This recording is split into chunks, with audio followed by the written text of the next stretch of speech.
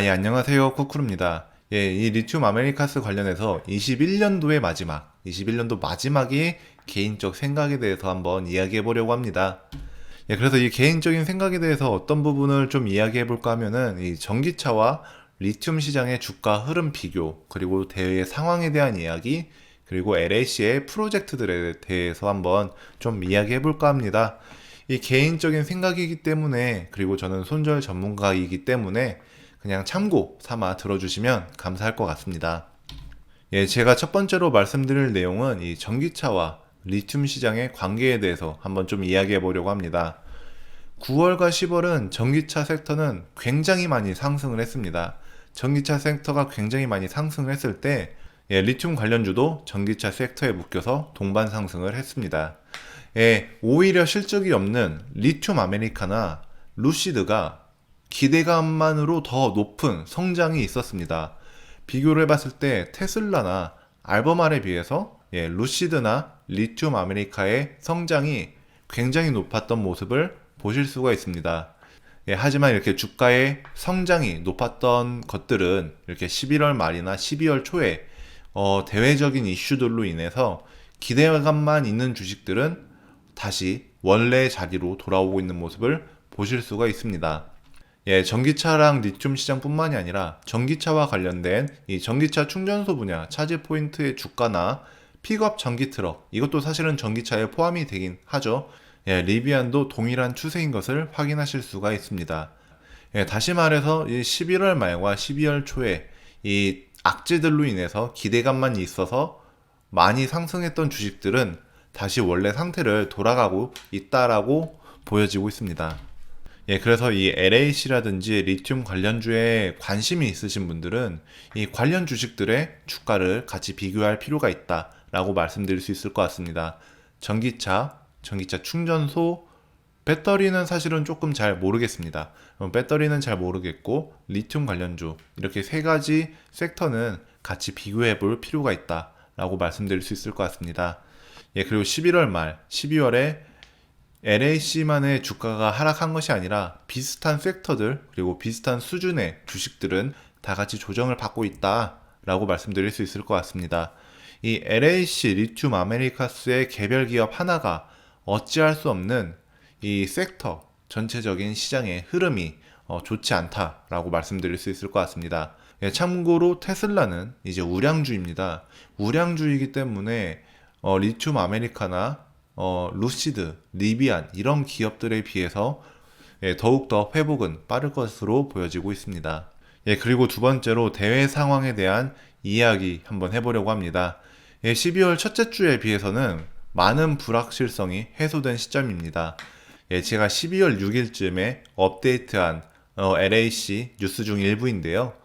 굉장히 대외 상황이 좋지 않았습니다. 예, 하지만 현재는 불확실성이 어느 정도 해소는 됐고 회복하는 단계라고 보여지고 있습니다. 개인적인 생각으로는 이 리튬 아메리카스가 바로 회복을 하진 않을 것이고 시장의 회복은 우량주 위주로 진행될 것입니다. 그 다음에 소형주는 언제 회복을 할지 지켜봐야 하는 상황입니다. 주가의 흐름을 보고 말씀을 드리면 S&P 500이나 나스닥 100에 비하면 이 러셀 2000의 낙폭은 굉장히 컸고 회복은 더딘 것을 확인하실 수가 있습니다. LAC가 러셀 2000인지 아닌지는 확실치 않지만 그와 비슷한, 결이 비슷한 주식으로 보여지고 있습니다. 예, 그렇기 때문에 이 LAC뿐만이 아니라 이 매출이 없고 아니면 적자 기업인데 희망만 있는 기업들, 이런 기업들은 회복이 언제 될지 조금 지켜봐야 할 상황이라고 생각하고 있습니다. 그리고 세 번째로 잘 아시겠지만 LAC 프로젝트들에 대해서 다시 한번 좀 이야기해 보도록 하겠습니다. 이 카우카리 올라로즈 프로젝트 아르헨티나에서 하고 6월이나 8월에 채굴이 시작될 것이고요. 예, 태클패스 승인 관련해서 지난 15일, 지난 16일쯤 논의가 있었다고 말씀을 드렸었는데요. 예, 이것과 관련해서 상대편 부족들이 불만 사항에 대해서 이야기를 했고 LAC는 새로운 서류를 제출을 했다고 합니다. 예, 저도 이 부분은 트위터를 통해서 알아본 내용이기 때문에 많은 정보를 갖고 있지는 않습니다. 정리해서 말씀드리면 이 카우카리 올라우즈가 6월에서 8월에 개발이 되는가, 테커패스의 승인이 어떻게 되는가, 그리고 미네랄 리튬수 인수를 하고 나서 어떤 프로젝트를 할 것인가, 이 세 가지가 현재 LAC의 전부라고 생각하고 있습니다. 21년도 마지막 LAC와 관련해서 제가 생각하는 중요 포인트에 대해서 간단하게 말씀드리도록 하겠습니다. 11월 말과 12월 초에는 굉장히 많은 이슈들로 시장 전체가 출렁이었습니다.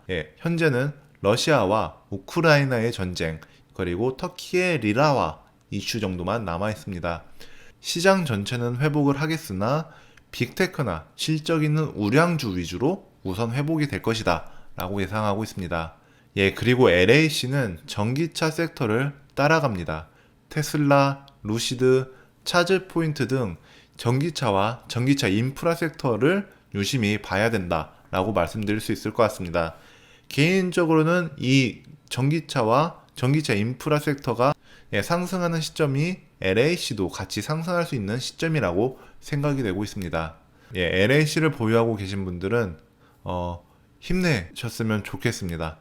응원을 항상 하고 있습니다. 그리고 LAC를 눈여겨보신 분들은 이 러셀 2000이나 매출이 없는데 약간 꿈이 있는 기업들, 이러한 기업들이 주가가 안정화된 시점에 이 LAC를 조금은 투자하는 것도 나쁘지 않겠다라고 생각하고 있습니다. 21년도 마지막 리튬 아메리카스에 대한 이야기를 했는데요. 너무나 뻔한 이야기를 했습니다. 21년도 일주일뿐이 남지 않았는데 마무리 잘 하셨으면 좋겠고요. 이 영상을 봐주시는 분들과 구독자분들은 감사합니다. 이 영상이 유익했거나 재밌었다면 구독과 좋아요 부탁드리겠습니다. 출근해서 탈출하는 그날까지 쿠쿠루였습니다.